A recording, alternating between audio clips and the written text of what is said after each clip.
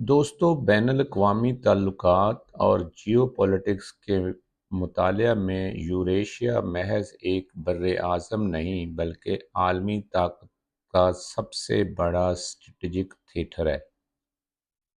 جغرافیائی اعتبار سے یہ یورپ ایشیا کی مشترکہ زمینی وسعت پر مشتمل ہے، جو بحر اوقیانوس کے ساحلوں سے بحر الکاہل تک اور آرکٹک کے برفیلے کناروں سے بحر ہند کے گرم پانیوں تک پھیلی ہوئی ہے۔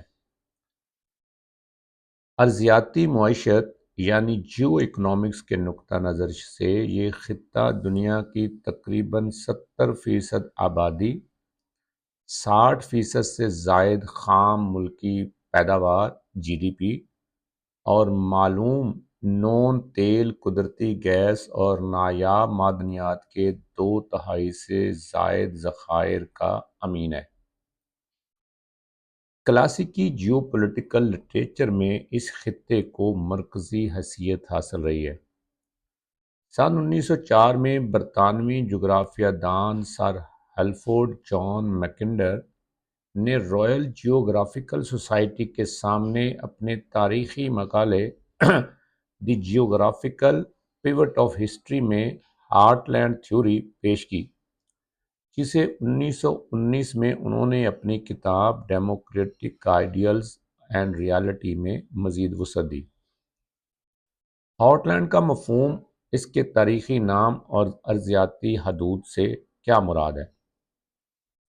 میکنڈر کے نظریے میں ہارٹ لینڈ سے مراد یوریشیا یعنی یورپ اور ایشیا کا وہ وسیع اور محفوظ اندرونی زمینی خطہ ہے جو چاروں اطراف سے قدرتی رکاوٹوں، برفیلے سمندروں، صحراؤں اور اونچے پہاڑی سلسلوں سے گھرا ہوا ہے، اور جہاں تک سمندری بحری بیڑوں یعنی سی پاور کی رسائی تاریخی طور پر ناممکن رہی ہے۔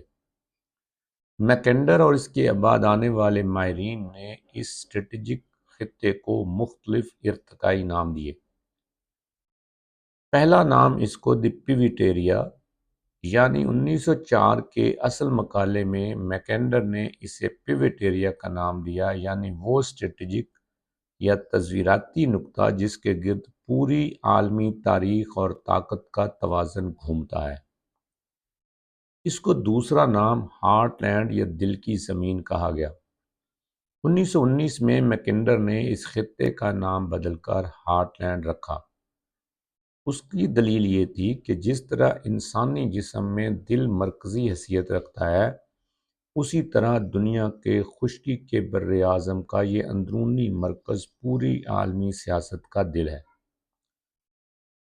دی ورلڈ آئس لینڈ یعنی عالمی جزیرہ، میکنڈر نے یورپ، ایشیا اور افریقہ کے باہم جڑے ہوئے براعظموں کو مشترکہ طور پر ورلڈ آئس لینڈ یا آئی لینڈ قرار دیا، جس کا سب سے محفوظ قلعہ یہی ہارٹ لینڈ تھا۔ داخلی ہلال بمقابلہ خارجی ہلال، میکنڈر کے مطابق ہارٹ لینڈ کے گرد واقع ساحلی علاقے مشرق وسطی، جنوبی ایشیا، چین اور مغربی یورپ داخلی ہلال کہلاتے ہیں، جبکہ برطانیہ، جاپان، امریکہ اور آسٹریلیا جیسے سمندری علاقے خارجی ہلال کا حصہ ہیں۔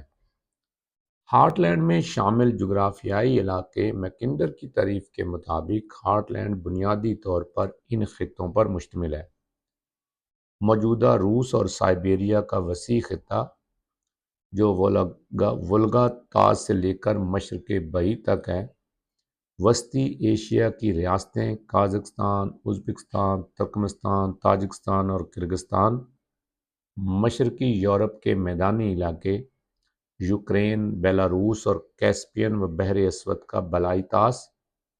میکنڈر کا شورائے آفاق مقولہ اس تصور کا نچوڑ بیان کرتا ہے کہ جو مشرقی یورپ پر حکومت کرتا ہے وہ ہارٹ لینڈ کی قیادت کرتا ہے، جو ہارٹ لینڈ پر حکومت کرتا ہے وہ ورلڈ آئی لینڈ کو کنٹرول کرتا ہے، اور جو ورلڈ آئی لینڈ کو پر حکومت کرتا ہے وہ پوری دنیا کے مقدر کا فیصلہ کرتا ہے۔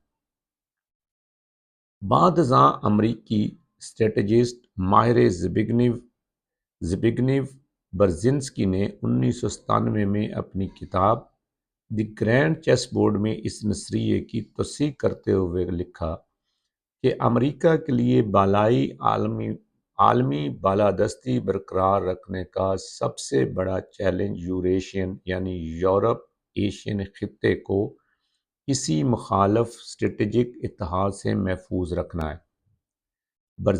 برزنسکی کا تجزیہ تھا کہ اگر چین، روس اور ایران پر مشتمل کوئی ٹھوس یوریشین اتحاد تشکیل پا گیا تو وہ بیرونی سمندری طاقتوں کے عالمی اثر و رسوخ کو براہ راست بے اثر کر دے گا، اور آپ اور میں اس کا مشاہدہ کر رہے ہیں کہ یہی ہو رہا ہے۔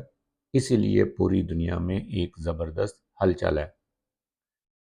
یک قطبی نظام کا نسبتی زوال اور کثیر قطبیت کا ارتقاء، یعنی یونی پولر دنیا سے ملٹی پولر دنیا کی طرف ارتقاء۔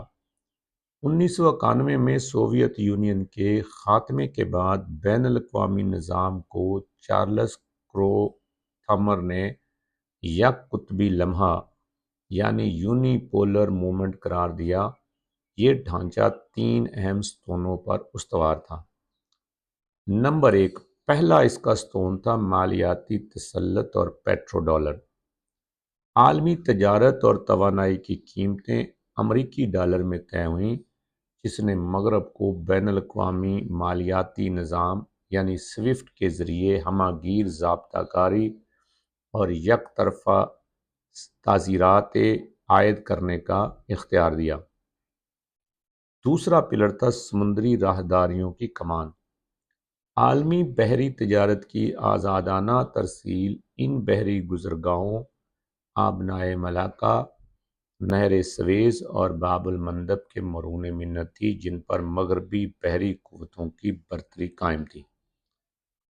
تیسرا پلر تھا ادارہ جاتی بالادستی یعنی برٹن ووڈز کے اداروں، جن میں IMF اور ورلڈ بینک نے عالمی معاشی نظم و ضبط کے معیار اور سیاسی شرائط وضع کیں۔ معاصر تعلیمی بحث میں جب سپر پاور کے زوال کا تجزیہ کیا جاتا ہے تو اس سے مراد مطلق فنا یا مکمل خاتمہ نہیں ہوتا، بلکہ یہ ایک نسبتی زوال ہے۔ اس سے مراد وہ کیفیت ہے جہاں کسی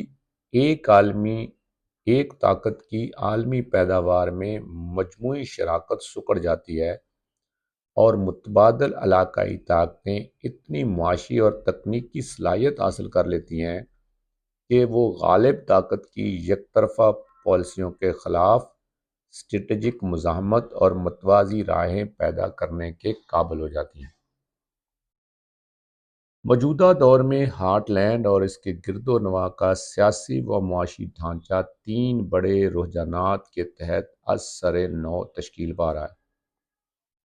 بری تجارتی شاہراہوں کا احیاء۔ چین کے بیلٹ اینڈ روڈ انیشیٹوز اور روس و ایران کے بین الاقوامی نارتھ ساؤتھ ٹرانسپورٹ کوریڈور نے زمینی انفراسٹرکچر کی تعمیر کو تیز کیا ہے۔ اس کا مقصد یہ ہے کہ سمندری ناکہ بندی کے خطرات کے تدارک کے لیے یوریشیا کو موٹر ویز، ہائی سپیڈ ریلوے اور پائپ لائنوں کے ذریعے آپس میں جوڑا جائے۔ مالیاتی نظام کی تنوع پسندی یعنی ڈی ڈالرائزیشن ٹرینڈ۔ شدید معاشی پابندیوں کے خطرات سے نپٹنے کے لیے متعدد غیر مغربی معیشتوں نے باہمی تجارت میں یوان، روبل، درہم اور مقامی کرنسیوں کے استعمال میں بتدریج اضافہ کیا ہے، جس کا مقصد بین الاقوامی ادائیگیاں منقطع ہونے کے خطرے کو کم کرنا ہے۔ ادارہ جاتی متبادل کا قیام۔ شنگھائی تعاون تنظیم اور برکس پلس جیسے کثیر فریقی پلیٹ فارمز اب روایتی مجالس سے آگے بڑھ کر سیکیورٹی فریم ورک، باہمی تصفیہ جاتی نظام اور ترقیاتی مالیات کے متوازی مراکز کے طور پر ابھر رہے ہیں۔ اب ہے جنوبی ایشیا کی اسٹریٹجک موومنٹ اور پاکستان کا جیو اکنامک ارتقاء۔ اس ابھرتے ہوئے تصویراتی منظرنامے میں پاکستان کی جغرافیائی حیثیت اسے ہارٹ لینڈ یعنی وسطی ایشیا اور گرم سمندروں کے سنگم پر کھڑا کرتی ہے۔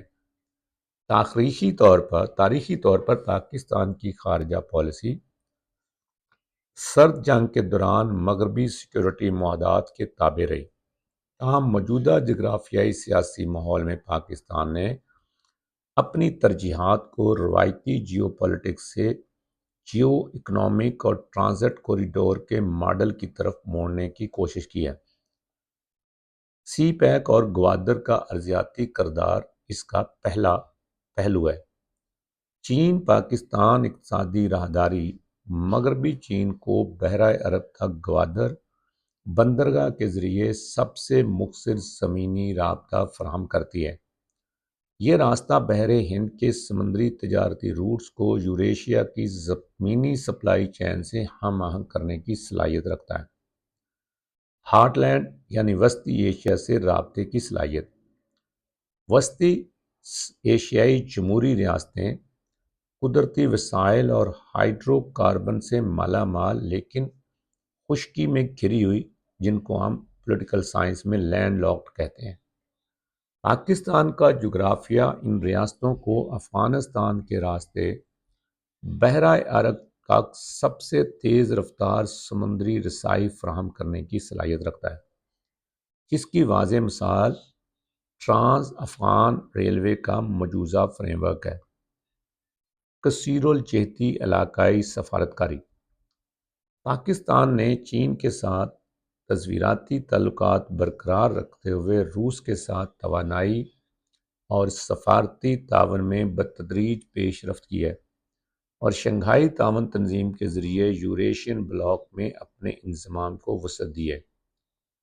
اب ہم آتے ہیں جنوبی ایشیا کی تصویراتی حرکات میں بھارت کا اسٹریٹجک توازن اور زمینی حدود کیا ہیں۔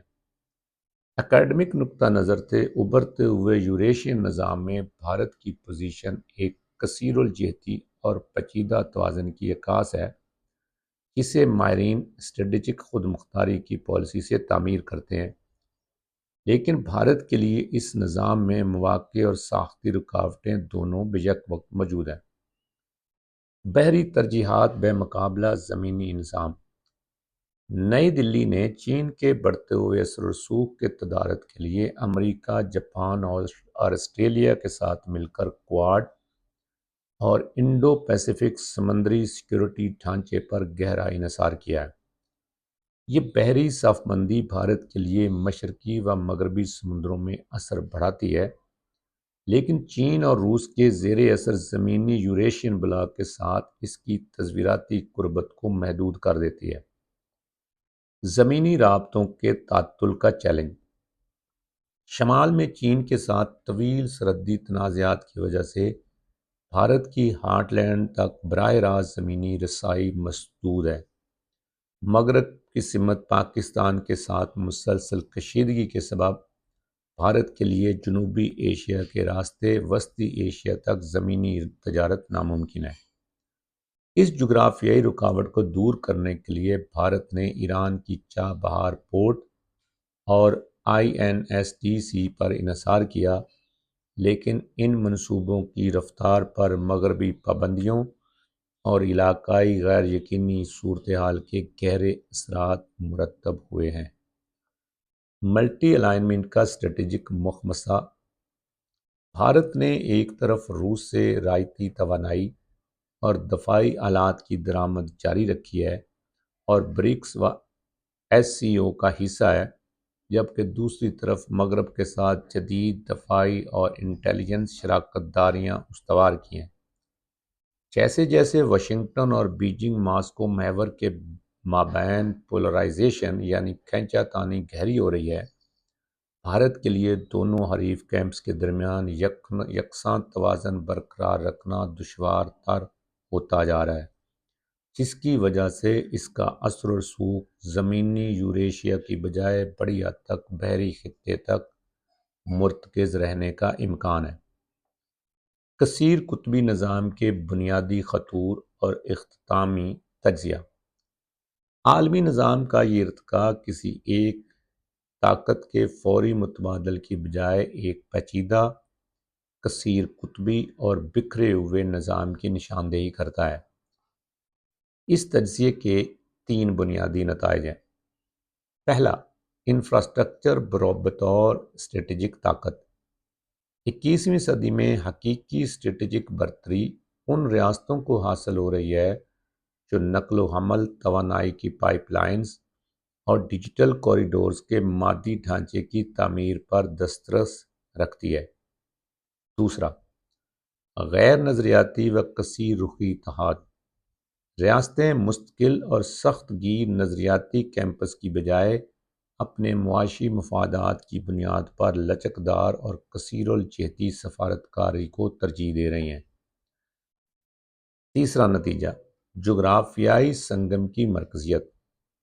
وہ ممالک جو ہارٹ لینڈ کی خشکی اور بحر ہند کے کھلے سمندروں کے مابین کنیکٹیوٹی کی حیثیت رکھتے ہیں، اس نئی جغرافیائی سیاست میں فیصلہ کن اسٹریٹجک وزن حاصل کر رہے ہیں۔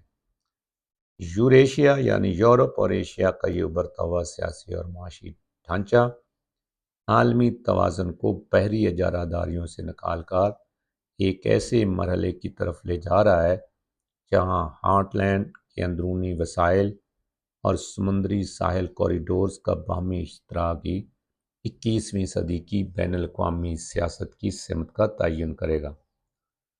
اس تجزیے کو سننے کا شکریہ۔ اگر آپ نے اس کو پسند کیا ہے تو برائے مہربانی اس کو سبسکرائب کریں۔ Thank you. اللہ حافظ۔